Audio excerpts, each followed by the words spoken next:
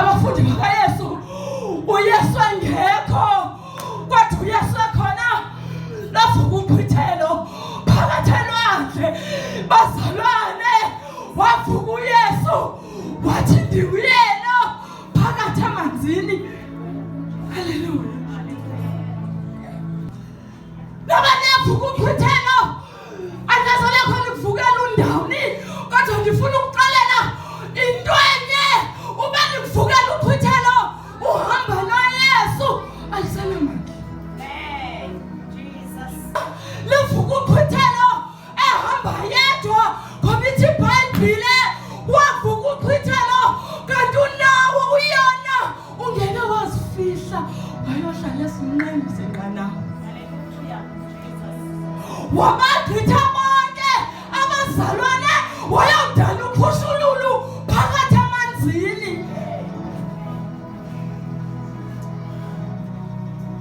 Ithi iBhayibhile oyiko matilashe ngoba inqanawa iyazamazama luvukile umphithelo phakathi emanzini uzulumke lingaphumi nawo iqashiso. Haleluya. Enye kule vesi luvuka umphithelo likhona uYesu bazalwane phakathi elwandle kukhona amaza kukhona umoya omkhulu kodwa uYesu ungaphakathi. Simva kakuhle ayePenika uPetros uthi uYesu lithandabuzelani ninokholo oluncane. Haleluya. Bakhalazela uYesu. Haleluya. Bayambuza uncwadi kaMarku uba ulala njani sisifa nje. Haleluya. Ukhona uYesu bazalwane ngalo xesha phakathi enqanaweni. Amen. Amen. Ndifuna ukuxolela into namhlanje thela elivukayo. Kodwa uYesu ungamshiya ngasemva.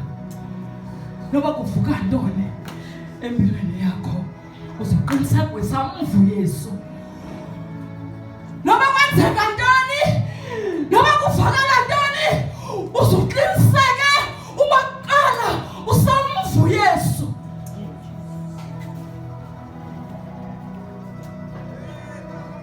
Ungathi uthunywe ngapha ubheke ngapha ugqiba uyohlala ezantsi enqanaweni. Luzawuvuka umphithelo izakophuka inqanawe abengekho uYesu. Haleluya. Haleluya. Usuke usifundisa namhlanje siyayithanda abazalwane intshumayelo okanye siyikhalile kodwa namhlanje usuke uphulaphula uYesu yedwa. Haleluya. Amen. Liza kuvukela uwedwa ngenye ixesha. Lifika uwedwa, lifika ukwakho abengekho utata umpostile uzobiza bani. Haleluya. Egameni likaYesu Kristu.